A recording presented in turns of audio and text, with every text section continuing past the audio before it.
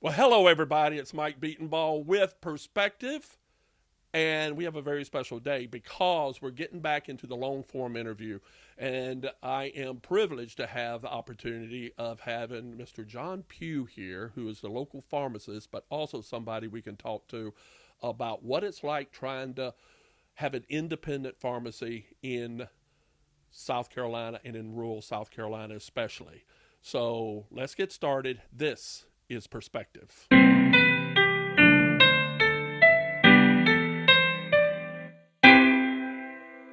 Hello, John. How are you? Great, Mike. Thanks so much for having me. It's a pleasure. Well, thank you for taking the time to do it. So, just a little bit of background, John. I've known your family all your life. Your family lived next door to ours, basically, and we're actually kin. We're probably about fourth cousins because of my family came from the Pughs. Right, And you grew up there in Prosperity, right, right. right here south of Prosperity. So we've always known each other. And one of the joys, and I want to focus on our main subject today, is the what you're doing. But one of the big things that I'm trying to talk about in the campaign, and is also put into my Reviving the Republic 95 Thesis for the Future of America, which is really going into trying to detach the corporatism out of our society so that individuals and entrepreneurs can create their own corporations, small corporations, and compete on a local marketplace. You have chosen the profession of pharmacist. Why did you get into pharmacy, first of all? Well, it's an interesting story. I always thought I wanted to go to medical school and was kind of going down that route. And when I was in college at Clemson, I volunteered some at the hospital because that's always a good idea and to see what it's like. And I never could really be passionate about it. And so I heard a Why professor. not? Why not? I don't know. What was it? Was it I don't. all the blood? Well, that's That's what would get me. That's what most pharmacists say. I want to be a doctor, except I don't like blood. Blood doesn't particularly bother me, but I heard a guy speak one time, and he's actually a pharmacist that teaches at the medical school down at MUSC, and he mentioned this after I had already gone into pharmacy, but I think it describes the situation perfectly. Your it is where your passion and your talent collides. Right. And so I think I probably had the talent to do that, but I just didn't have the passion. As far as what the passion is, I don't know. It wasn't really the blood, but I don't know. I just never got into it. And it may have just been that hospital wasn't my thing because, I don't want to be a hospital pharmacist either. So maybe I love the hospital. I appreciate what they do. But as far as practicing there, I don't know that was really my calling. I really do enjoy being in the community perspective. So, whatever the reason was, I just didn't find that to be my passion.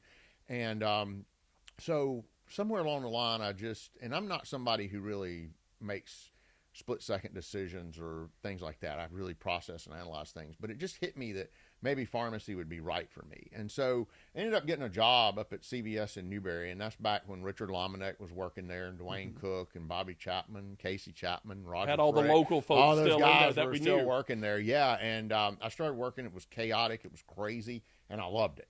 And so I never looked back. And so I went to pharmacy school and at USC and got my degree in December of 2005.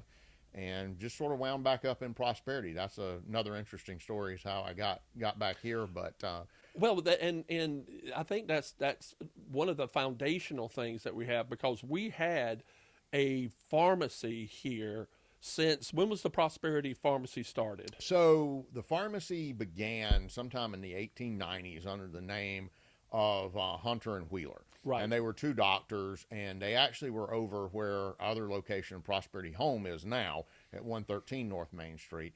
And so I don't know. Arlen told me, I bought the store from Arlen Stuck. Arlen told me confidently that the store started in 1895, and so we go with that. It was definitely in the 1890s. Yeah. The lower's 1895.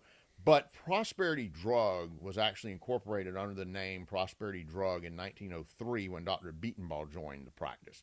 Oh, okay. And that's well documented. So before that, it was Hunter and Wheeler. And after that, it became Prosperity Drug. So real quick, how these things formed, doctors would then sponsor pharmacies as another income stream for them, and a way to deliver medicines in a place different than their practice. Correct. And interestingly, you're seeing pharmacists and doctors practice together today in a way that's not unlike what was done back then. But that's right. And so in the back of the pharmacy was a hallway and 2 rooms on each side, one on each side. And that's where the doctors practice. So, they practice there in the pharmacy. Right, exactly. That's what I've always been told. Dr. Bedenbaugh was in the back. And so it was 2 rooms back there. Wow. Now that Dr. Bedenbaugh, yes, all the Bedenbaughs here are kin. I wasn't a direct kin to him. He was like my grandfather's 3rd cousin or something. Right. So, but anyway. Right. Yeah. But he really, from what I can read, he's probably the reason that Prosperity Drug kind of became an entity that survived through the years, I think. Through the Depression. And all that. He seemed to be a driving force in it. And then sometime, and I don't know the exact year, but at some point, Dr. Keister Wheeler, C.K. Wheeler, joined the practice, and of course, that's when the Wheelers got involved, and then at some point, the doctors So the split first out. Wheeler wasn't, okay, so let's fast forward a little bit. I remember as a child, Cyril Wheeler being the pharmacist. Right. That was Keister Wheeler's son. Correct. Okay. That's right. So the Wheeler who had it originally was not Keister Wheeler? That's right. And Oh, I okay. think that, We had a whole family of Wheelers here. That, yeah, and they came from down around the St. Peter's Pineywood section. which is Wheeling. lower Newberry County near Little Mountain. Right, exactly. But it was a different one. And they had pharmacists, and you would see in these periodicals where I look, this pharmacist came in and left, and this one came in and left. And so there was a lot of in and out. But then when Dr. C.K. Wheeler came in, of course, he's the one that stayed. And built he it really into- kept that momentum going and Correct. built, and the town built around That's him. right. He passed it on to his son Cyril Wheeler, who was the main one then that Right. I remember, and then Cyril Wheeler passed it off to a man named Arlen Stuck, which was somebody from Pomeria. That's right. All of That's these right. are indigenous local folks Correct. that are That's right. doing this. So Arlen Stuck had it, and then how did that transition happen from Arlen to you? Yeah, so it's really an interesting story. So I guess in my mind's eye, I had always seen myself coming back here to work because Prosperity's home. Like you said, we grew up here. We were Kind of like what Oscar did, right? right. Yeah, Oscar, the doctor. and you did and the same. I were country neighbors. Yes. Next door neighbors in the country. So and so I came back home. But interestingly, I got a call. Well, backing up, the pharmacy school at USC and MUSC went through a merger, and this process happened in probably 2002, maybe is when this started, 2003. And I guess, well, it's probably 2004 is probably when that was. And so there was a lot of talk. And as students, we didn't think this was a good idea. And as it turned out, they did it and tried it for a few years and then ended up splitting back up, and each one stands on its own today. But neither here nor there, part of our grassroots effort with that was to go around and talk to pharmacists.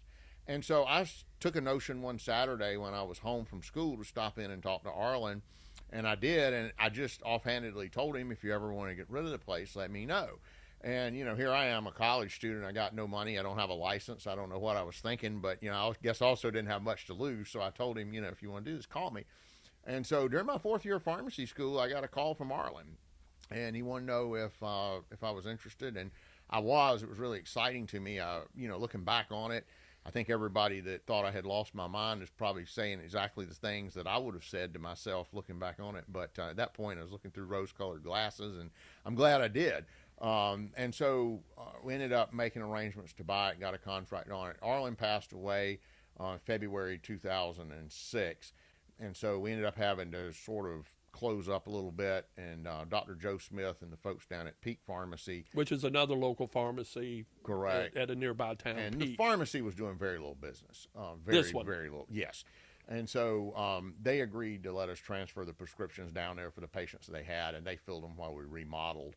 And so on May the 15th, 2006 is when we actually reopened, and it was basically starting from scratch, but we still had that heritage and legacy where it was technically continually operated the whole time. But And it is still the same corporation, Prosperity. The same corporation started in 1905? no, it's a different corporation. Same name, It was an though. asset purchase, but Yeah. we that's right. Same Gotcha. name. Bought the rights to the name and all. Gotcha. So, so tell me about then.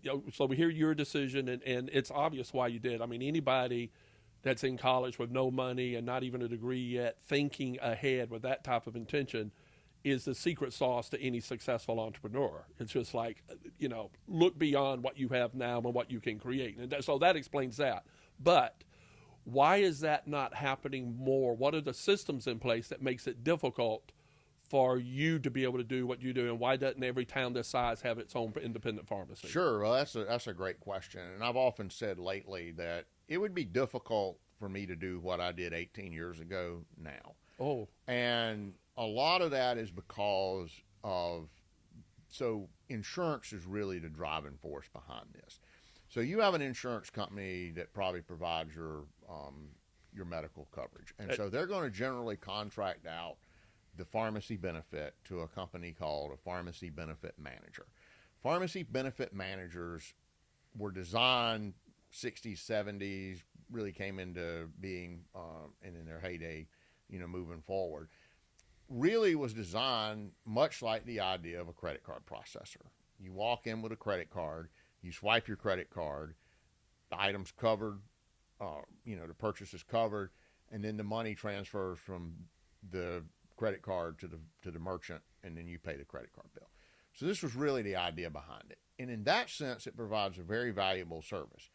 Pharmacy, unlike a lot of times in medical practice, hospitals, we know in real time what's covered. So you come in, you've got a prescription.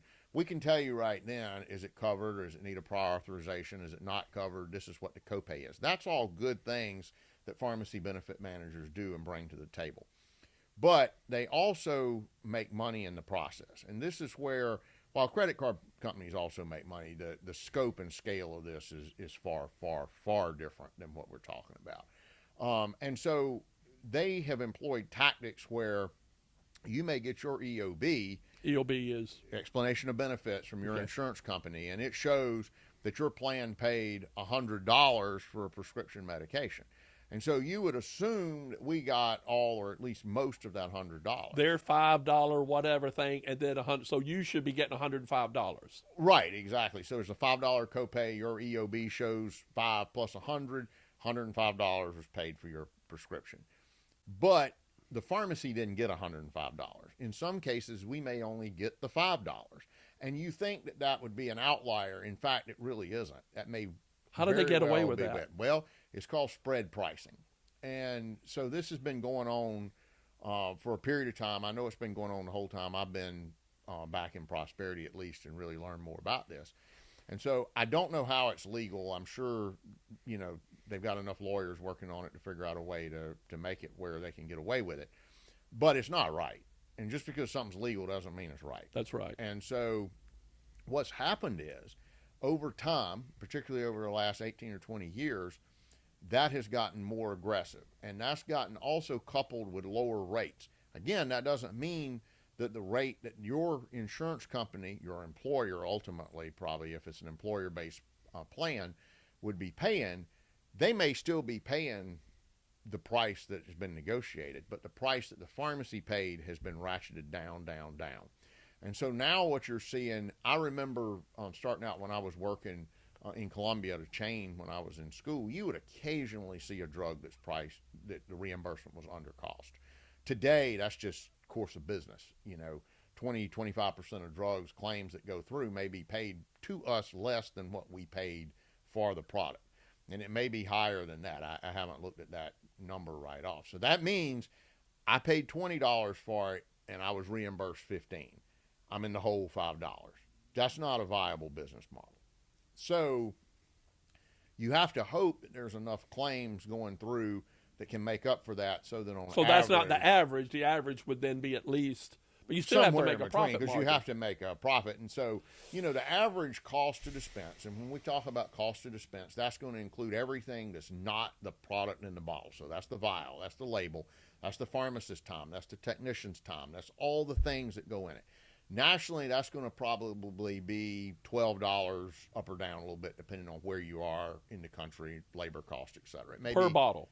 Per bottle. Everyone. You have it broken out, just overhead, and here's how many bottles. If you are filling a prescription and make less than $12 or $13 on it, you're in the hole one way or the other. What I was describing to you earlier is not talking about that. That's talking about we couldn't even procure the product for what's being paid for.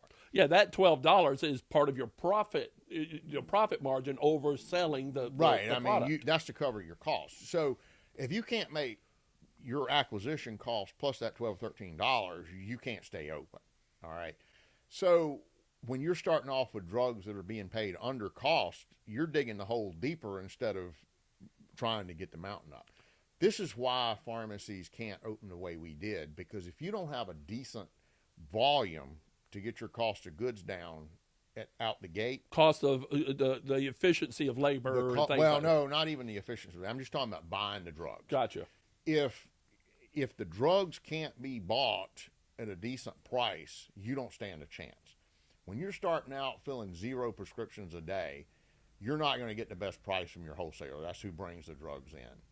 So that's what makes getting started at a low volume, because the only way to do it, volume matters for 2 reasons. One, cost of goods, because the more you buy, the better price you get. Obviously, that makes sense. The other part of that is you've got to have the volume to get a mix, so that, if you're dealing in low numbers, you may end up with all of those claims that are underwater. So you've got to be able to get your volume up to where you've got a decent mix of patients, insurance, et cetera, so that you can average where you're at least above water. And starting out is very, very difficult if you don't have some base As an independent right thing. So So real quick. So the medicines you're getting, are they wholesale? You get them direct from the pharmaceutical company? How does that delivery system happen to get to you? So the way that works is, in the olden days they would come. There's no way to have accounts with everyone. So wholesalers. Everyone what? Every drug manufacturer. Gotcha. So Pfizer doesn't have someone Pfizer knocking and on your door. Lilly. No, right, exactly. So what's evolved is a more efficient distribution system with drug wholesalers. These are people. The 3 big ones are AmerisourceBergen, who we use, which is now Cencora. They've changed their name. McKesson and Cardinal Health. And are these companies nationwide? Absolutely. These are some probably Forbes top 10 drug companies. They're on the Forbes top 10 of biggest companies in this country. Not even drug companies, just biggest companies. Right. They're up there with Walmart, ExxonMobil. These guys are big. Especially, I think McKesson and Cardinal are probably the biggest ones, but these are huge companies. Did you have a choice of who you would work with? Yeah, sure. You can use any of them. And there are some local distributors as well. There's one in Spartanburg, Smith Drug Company's been around a long time, and we have an account with them, and we buy some things from them. But they're like holdovers from those big 3 that still try to do stuff. They're still, they're holding on into a little niche. Correct, exactly. Okay. But you see these big 3, and so most people, again, because of economies of scale with buying groups and things like that, where, everybody can come together and it's one book of business and all to try to get that cost of goods down, which again is so critical, because if you overpay for the drugs out the gate, you're digging a hole before you even get started. So, but these companies, they'll aggregate everything. So, we may order 1 bottle of, Lipitor that's manufactured by Pfizer, comes in the same tote, as an inhaler that's manufactured by GlaxoSmithKline. That's in the same tote with generic drugs. And when you say same tote, that's the box that they come in. The box that you get them delivered Correct. in from the distributor. Exactly. And so they are really a logistics company is what it amounts to. But to get back to these contracts, it's interesting. Obviously, the wholesalers, they're big companies and they're handling lots of money. And they make money, of course. But their margins are pretty slim. Again, they're slim margins, high volume. But with these contracts that we're seeing today, I was talking with a CEO of a smaller wholesaler recently. He's in another state. And he was telling me that some of these contracts that we're getting out from these pharmacy benefit managers, the wholesaler can't buy the drugs for what they're offering to reimburse the pharmacy for. So the wholesaler can't even buy the drug at that price. Then it's got to be sold to the pharmacy with some nominal markup. The pharmacy is going to incur $12 worth of expense, $12 or $13 worth of expense in labor getting it ready, and the wholesaler can't even buy it for what the reimbursement rate is. That's a system that's not going to work. And there is no way to set up in today's marketplace, if that's all you're buying is for one store starting out the gate, just like we did in 2006, that is a hard mountain to overcome. So while it could be done, it's gotten worse and worse. Absolutely. Because it tends, I assume, favoring the larger global companies. The bigger you are, the less you pay for things. and all those things. And yes, so bigger is definitely going to make more money, no question. So, what's the solution to this? What what would help make this better? What would help fix this problem? It's a great question, and it's interesting right now. There's a lot of momentum around this, but single-handedly to think we don't need to spend more money on drugs in this country. In fact, we can spend less money and still fix this problem. So I'm not advocating for increased prices. The money, however, has got to flow to the provider and not get stuck with the middlemen, because that's the wholesalers. No, the pharmacy benefit managers. Ah, there we go. That's where the money is getting stuck. There are cases where in other states where there's been a lot of light shed on this, that they are charging, and a lot of the studies have been done around Medicaid because it's more transparent as far as who can look at what's going on and take a peek under the hood. It's not, there are examples, I think this was in Ohio, where pharmacy benefit managers were charging Medicaid, I believe, like $600 for a drug that they were paying the pharmacy, less than $50 for. The pharmacy's in the hole at that price, but they didn't need to charge $600 either. So it's not that too little is being paid for the drugs. Probably too much is being paid for the drugs. You could have charged the plan sponsor, in this case Medicaid, a reasonable price that would have been less than the $600 that they were paying for it. The pharmacy benefit manager could make enough money to handle what is essentially a credit card transaction. And then the pharmacy could have been paid enough to cover the cost of the good plus the dispensing that it costs to dispense it. And we don't have this problem. So here's the thing that's why, because everybody says the market should rule, the market demand and supply and demand. The problem that I see here is the market is the people getting the drugs, right? Okay, I've got a prescription, I have arthritis, I need X. Right. But they're insulated from all of these problems because of the money they're paying into the insurance company. As long as they're only having to pay $5, they're happy in the marketplace going to wherever they can only pay $5. That's a lot of the problem. And that's the problem. And they have just gotten caught where, pharmacists are screaming, and if you don't believe this is a problem, right now in the United States, about 350 stores a year, independent pharmacies, just like ours, are closing every year. 300. That's one a day, Mike. One pharmacy independent a day in this country, one independent pharmacy a day in this country closes. I see it all the time on Facebook. You see these stories. It's with great sadness that, we've been here for 50, 60 years. My grandfather started it, whatever the story is. And these are not businesses that you look, and it's not the restaurant with no cars in the parking lot. Right. These are thriving businesses. People are in and out. There's no problem with customers. It's just so much parasitic systems reaching into the money flow and grabbing it for exactly. And is that the insurance companies? It's the pharmacy benefit managers, which yes. is part of the insurance company. But I don't know that the true insurance companies. I don't know where they are in this. They may be just as bad off as everybody else as far as paying too much for things. Well, we'll have Oscar on here talking about that because he basically says the same thing you're saying on that element of their intervention into the cash flow from your customers' wallets automatically a month. Right. And then they see as a benefit for only $5 and it's squeezing the whole system. Exactly. And, I remember one time this guy came in and his insurance wouldn't cover something. This has been years ago. And he's like, well, I don't see what the problem is. They only paid you like $20. I'm sitting here like, I didn't get $20. I got nothing. I got your copay. I didn't get $20 from that. And so that's when I realized it was a thing. But it's just gotten bigger and bigger and bigger. And there's a lot of reasons why consumers should be concerned about this. And there's a lot of light being shed on it. Recently, I'd say in the last 30 to 45 days, there's been articles in the New York Times and in the Wall Street Journal talking about these very issues where they've really done exposés and dug into it. There's a lot of momentum in Congress. Is it? It really is. And hopefully our trade association, which is the National Community Pharmacy Association, they represent independent pharmacy. They're pushing through Finish the Fight is the name of their thing. These bills, it was in a budget bill that was struck, not because there was an issue, but for whatever reason, when it went to committee, it got struck. Got cut out. Yeah, cut out. But there's bipartisan, bicameral support for this.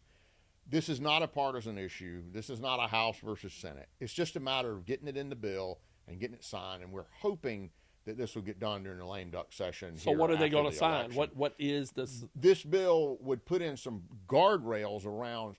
It's going to be harder to deal with commercial plans. There are some rules with that, but Medicare Part D is a big player. Some of what I've described to you is not happening exactly that way in Medicare Part D, but there are other fees that serve the same purpose. And so and a lot of these egregious rates that we're seeing are coming from plan sponsors for Medicare Part D plans. And so one of the things that we need to have done is to have CMS enforce regulations that these contracts have to be reasonable and relevant. That's Centers for Medicare and Medicaid Services. Okay. And they're part of HHS, I believe, and that's who administers Medicare. CMS can enforce, if they've got some teeth, to reasonable and relevant contract terms that are 5-10% less than anybody's going to pay for a drug. That's not reasonable, and it's certainly not relevant. And the problem is, this is where the consumer can really suffer from that. Pharmacies stop accepting plans because they're underwater. You have to. There's been plans that we've chosen not to take. We just can't do it. So now all of a sudden those patients are limited in where they can go. So they have limited network of pharmacies. And that can be a huge issue in certain places, especially in these rural areas where you have pharmacy deserts where there's not adequate pharmacies there. Well, this is why it's happening, though, right? In those rural areas. Precisely why it's happening. And there may be some terms that these pharmacy benefit managers would provide better contracts for rural pharmacies, but the way they define rural is so extreme that very few pharmacies qualify as a rural pharmacy. And so you would think we're a rural pharmacy. We'd never qualify for a contract term for get a rural rate. Are you kidding me? There's no way. This town of less than 1,000 people. You've got to be in an area like in Alaska where there's nobody even near you. Or in the middle of South Dakota. Exactly. It's something like that. There's very few. Like in the United States, I think there's hundreds of pharmacies that qualify as rural. Only hundreds? Only hundreds. So how many independent pharmacies is it in the country? I believe there's just south of 20,000 now. 20,000. That's that many. I'm surprised. It is, but the numbers going the wrong way or down. They're going down. They're going down. And how many was it like when you started? I think it was more around 25,000. 25. And that number is a little bit dated. And it probably doesn't take into account these closures that's happened, 2023, 2024. So it's down. And in South Carolina, we don't have a good way to track this number exactly, but we believe that I talked with the South Carolina Pharmacy Association, and we think that it's probably fair to say in South Carolina, and this fits with kind of what we're seeing too, that since the beginning of 2023, so until about April or May of 2024, so a 16, 17-month period in there, that South Carolina probably lost 10% of our independent pharmacies in the state. 10%. That's here, 10%. And interestingly, Mike, it's not just independents. If you don't think that this is a problem, go look at stock prices for the chains. Your companies, these big insurance companies that own these PBMs, their stock prices. PBM. Pharmacy benefit managers. Okay. Their stocks have gone up over the last 10 or 15 years. Look at the stocks of Walgreens. It's gone down. Rite Aid, bankruptcy, in trouble. Their stock price has gone down. So what you're seeing is it's not just us. Walgreens CEO recently said that they were going to need to close some of their underperforming stores, a high percentage of their underperforming stores. And later in that same release, it said that about 25% of their stores were underperforming. Does that mean that Walgreens is going to close 25% of their footprint?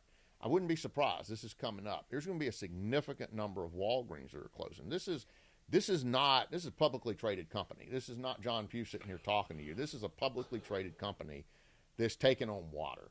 So let me ask you just a little side thing, because this is where it comes into something that I was personally involved in nearby in Newberry, South Carolina. At the time when I was actively involved in saving historic places, Eckerd Drugs back in the early 2000s was targeting corners, high traffic corners across from CVS's. Correct.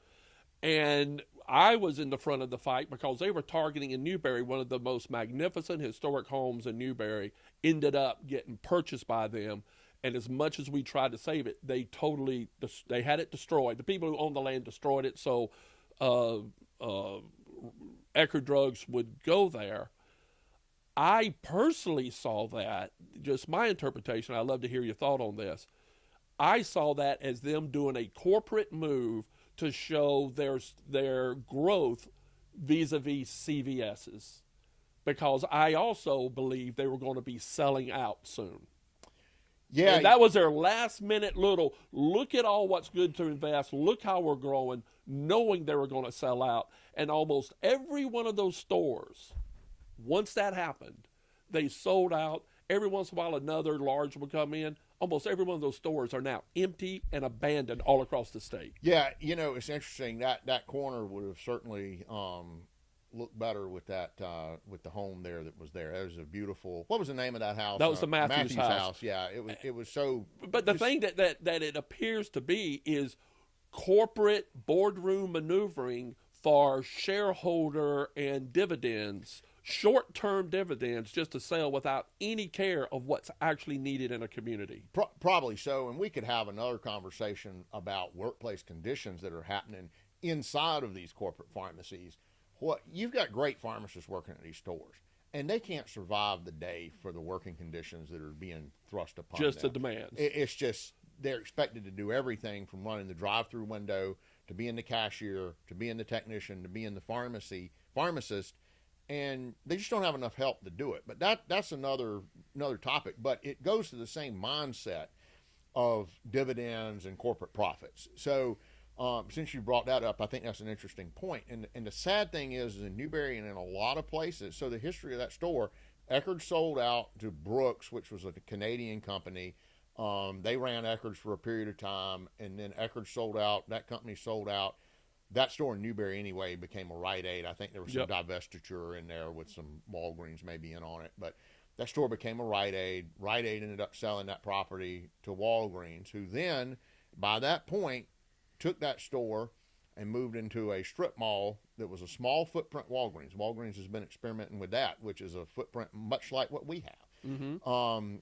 And they moved it over there, and it was probably a last-ditch effort to try to keep the cost down as much as they could and save it. And then I think it was probably in October, November last year, that store closed.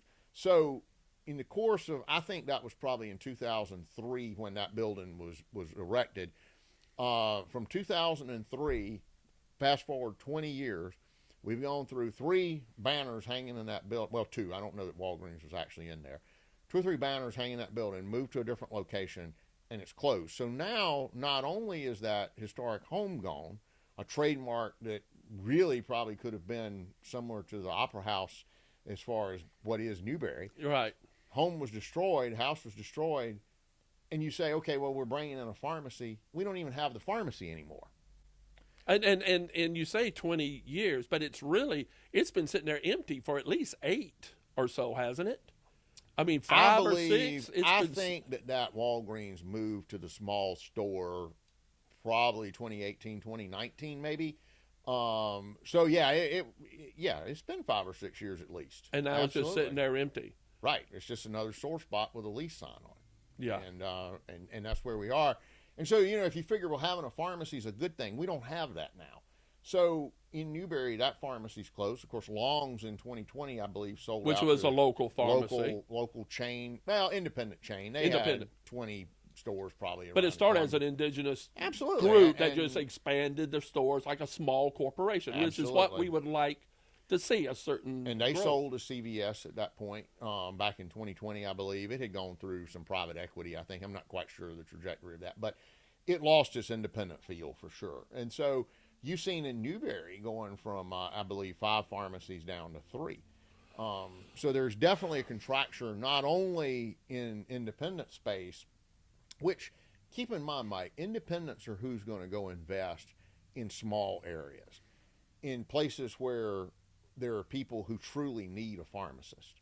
And in places where the people who want to invest want to be part of the community. Absolutely. I mean, you've had a head start because you grew up in this community, so it's kind of like familial to you. Absolutely. But there's folks that like, where's a small town I could raise my family and know people I sit next to in church? Exactly. And, we've really got an authentic Main Street here in Prosperity. I mean, the traffic goes through here. It's been vibrant. It's never really had to be revitalized. It's had ups and downs, but it's never. We've been very fortunate We because really of have, geography and the way the traffic roads are patterns done. and Yep. things. But I want to be here. This is where I want to be. I don't want to go work somewhere else.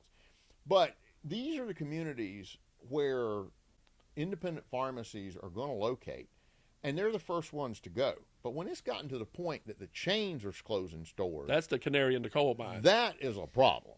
And the system's broken when we've gotten to that point. So is this something? So let's look at, because when I'm in Congress and sitting here dealing with, one of my big things is anti-monopolization things, where and protecting community capitalism, which is what I think is one of the most important, vibrant parts of when capitalism truly works, is when communities and investors on a community level can thrive. Because what happened at what we just described up in Newberry was nothing but corporate parasitism, where the corporations created the communities as a parasite for their bottom line, came in, extracted all the value they could out of it, shut it down, and now it's empty. Right. And, So how can we stop that from happening from a federal level? I'm thinking a certain level of anti-monopoly laws where certain corporations can't own more than a certain number in a market. And I think that before we go to that, just say, instead of trying to make shareholders profits, you might see the Prosperity Drug Little League team, the soccer team.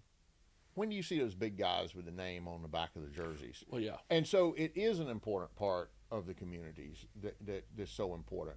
And so to keep that money into the communities, one of the things that's happened is you're seeing a lot of vertical integration.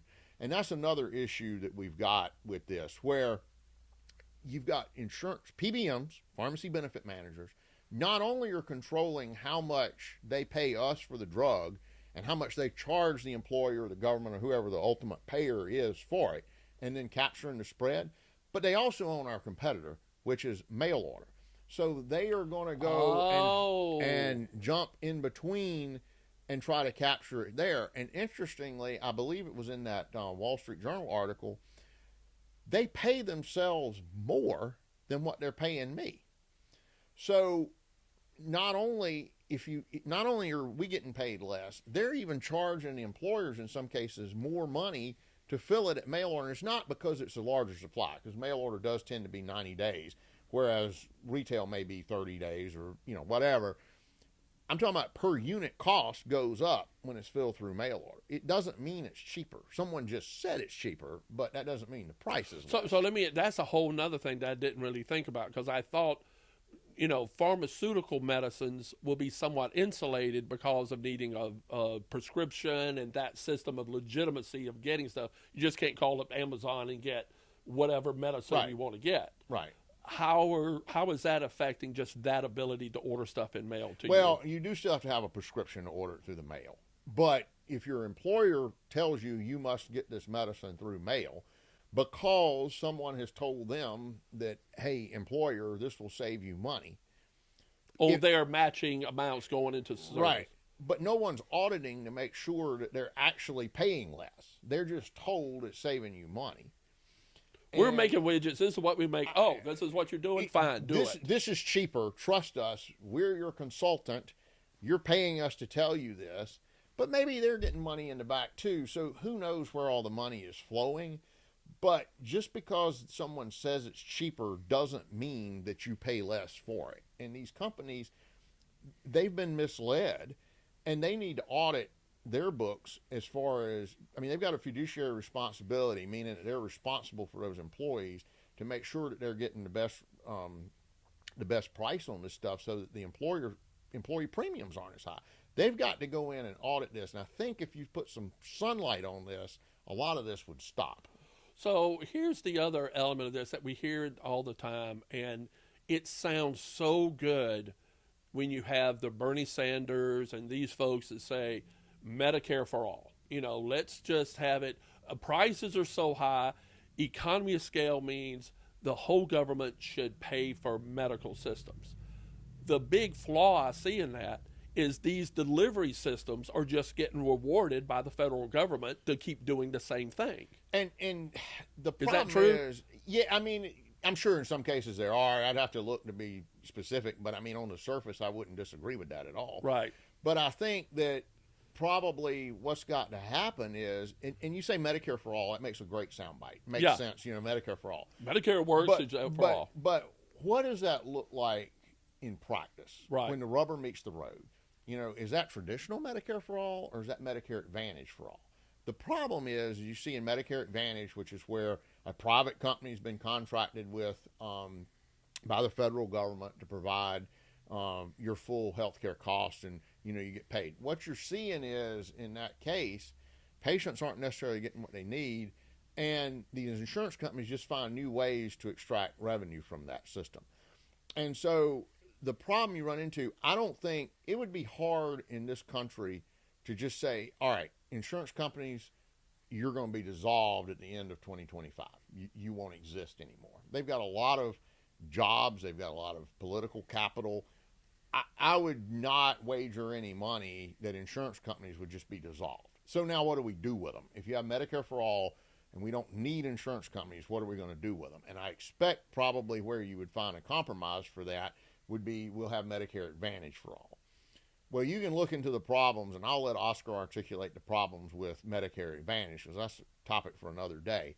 So basically what you're saying is, because of the lobbying power of these huge corporations saying you can't just end us because we found a niche that fit, you have to incorporate us to some degree into whatever you're doing, and that political financial pressure on politicians will yield to that. I mean, what happens if United Healthcare goes out of business? What happens if Cigna goes out of business? What happens if Blue Cross goes out of business? I mean, it's a lot of people that work for them. I just don't think that's going to happen. And I mean, you would have a lot of unintended consequences if we did go down that road. What's, in my opinion, though, whatever it is, these companies have got to be regulated. You can't do what you're doing and keep doing this and expect there to be independent healthcare providers, or maybe even not even healthcare providers, period. Hospitals are taking on water in a lot of cases. You're seeing a lot of rural hospitals close. Obviously, Oscar's practice is a unicorn in the sense that there's just not a lot of independent physician practices. I've described to you what's happening in the independent pharmacy space, and it's not just independent pharmacies. This is Walgreens. This is Rite Aid. These are big companies that are taking on water while, again, look at the stock prices of these publicly traded companies. They are losing value while insurance companies are gaining value right now. That's where the money is. Follow the money. And I think that if you can control some of this, and again, the government's the largest payer of health care. They can control, if they can deal with the part where the government is paying for the drugs, when the government is paying for the office visits, and do something about it.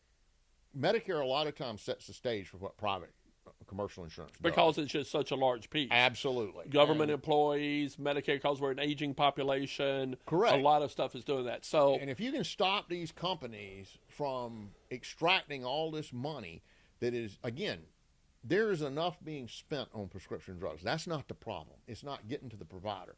That's the reason pharmacies are closing. So let me ask you this. Let me ask you this. So you mentioned the regulation. So there is the buzzword, especially among many conservatives, and they're in talking points, especially the Republican Party, about we've got to get rid of regulations, and not because regulations hurt small business. So here I want to really disentangle them in the sense of what you're talking about isn't about more regulation on you and you being able to sell and make a living for your family.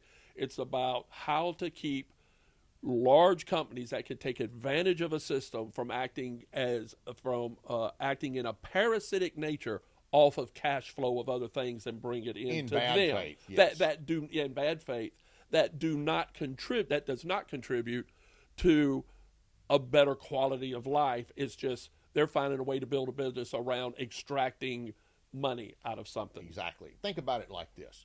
If you've got a relationship between these PBMs and the pharmacy, think about it as a football game, and you're playing the game of football. The government's got to be the referee in this. Right. They don't need to throw a flag for every penalty that's out there. But you can't have holding going on the whole time the guy's running down the field and not throw a flag. That's where we are today. I'm not talking about going and throwing a flag for every little thing and the game takes 6 hours for all or the putting in penalties. so many little tiny rules. Exactly. That's not what we're talking about. But by the same token, you can't have the opposing team riding the back of the player the whole way while he's trying to run down the field. That's a penalty, and it needs to be called.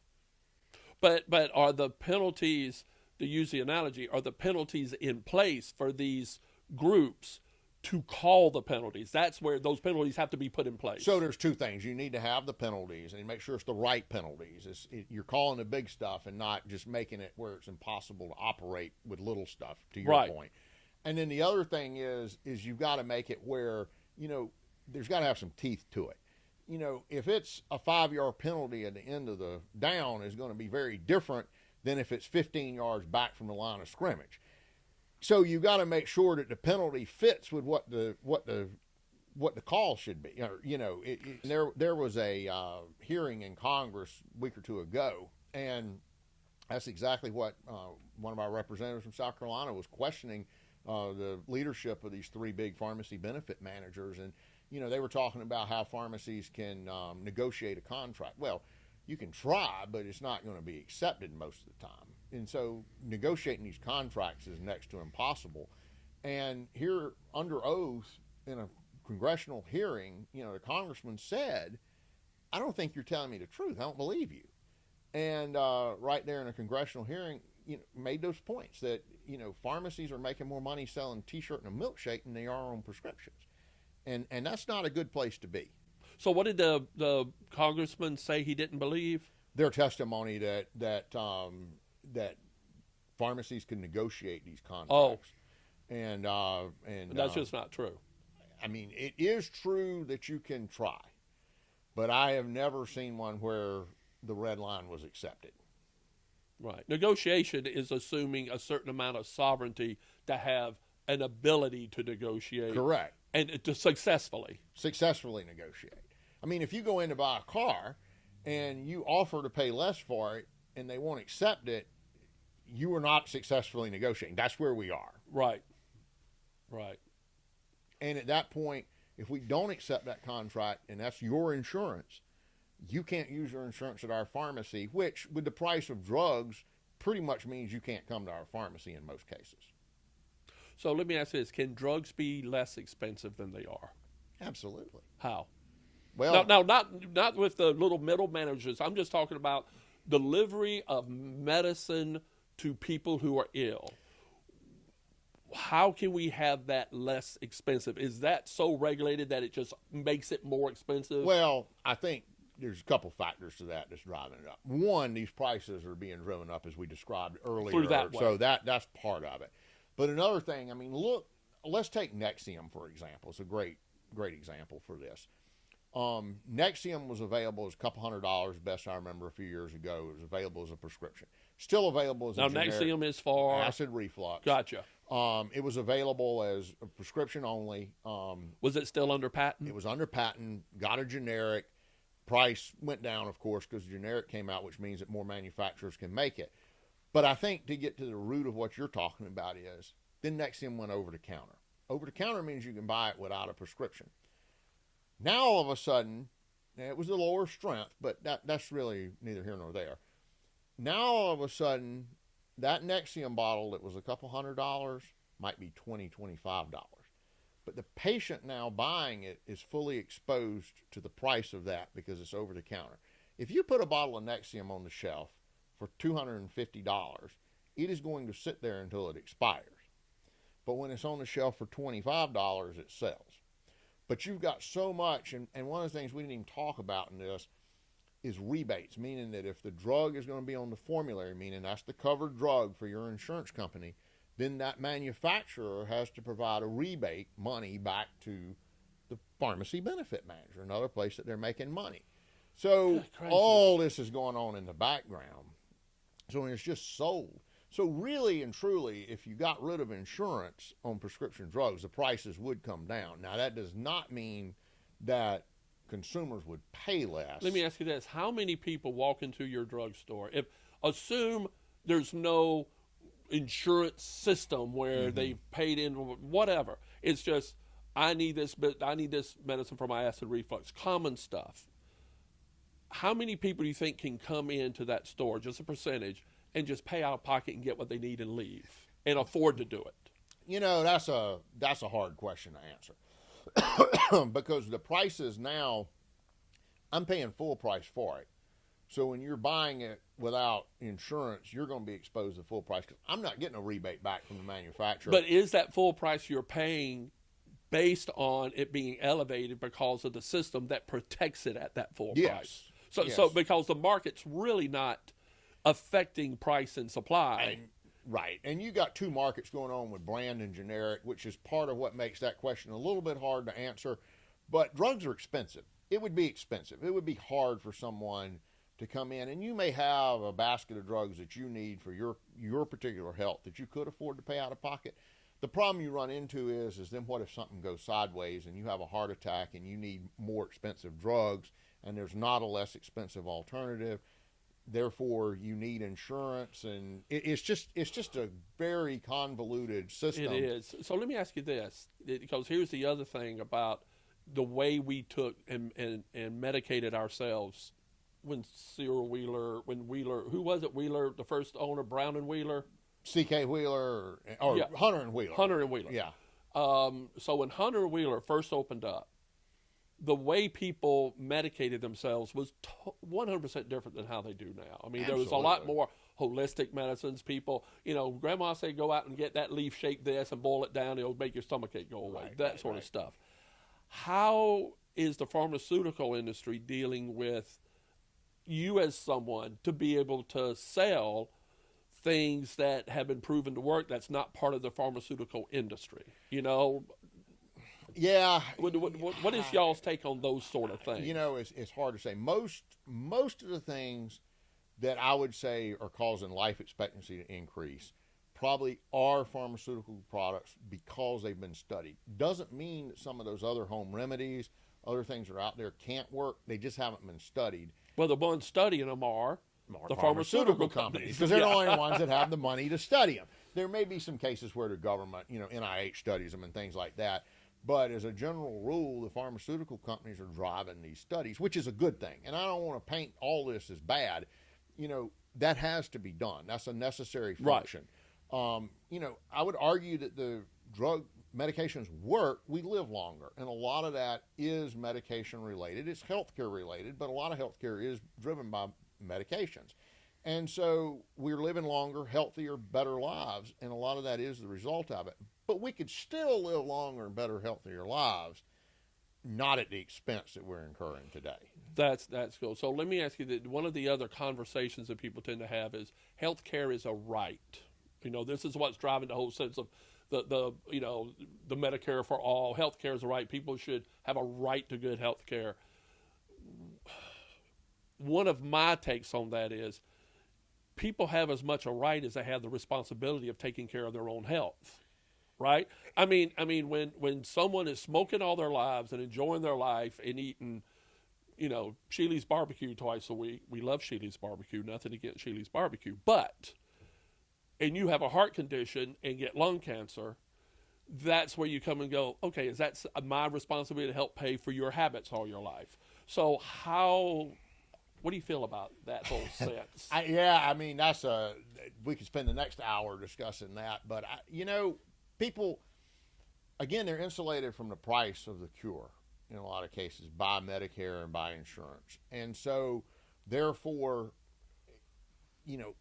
why not overeat or, smoke or drink or fill in the blank, right? Because so that's the biggest problem. The market is not working. They're insulated from their consequences. If that goes away, insurance goes away, how much of that gets fixed? I don't know. It's a good question. But then again, some of these things we're learning are, these habits are genetic related and there are some genetic encoding healthcare related. What do we do to make sure that we're providing health care for people who are smoking that maybe don't want to smoke, but they're addicted to nicotine? What are we doing to try to help and support people who are addicted to alcohol? What community systems are in place to help? What are we doing to study what genetic predispositions may be exposing you to obesity? Right. And if we could get at some of those, Yeah. if we could get at some of those root causes with healthcare, we could probably provide healthcare that would then create healthier people. But from a price standpoint, when you're insulated from the cure, that makes it a little bit harder to motivate. So, John, thank you so much for taking time and doing this. I mean, I'm doing a series of these with other folks. I'm going to have Oscar Lovelace in here again and some other folks just about how to make our communities work better, how to help empower capital investment in communities. Because my whole thing is make our communities great again. And if you do that, America will take care of itself. Absolutely. Absolutely. John, thank you. Any last things you like to say? The last phrase to No, say? this is my first podcast, and so growing up and knowing Mike Bedenbaugh next door, the country next door neighbor, I would have never dreamed of what a podcast was, but I'm proud that you're the one that I get to do the first podcast Thank with. you, brother. I appreciate it. Thanks, Mike. Well, I appreciate it, John. And check in the comments below. Tell us what you think. Let us know what your solutions could be. And as always, remember, liberty, independence, service. Take care. Thanks, John. Yeah, Mike.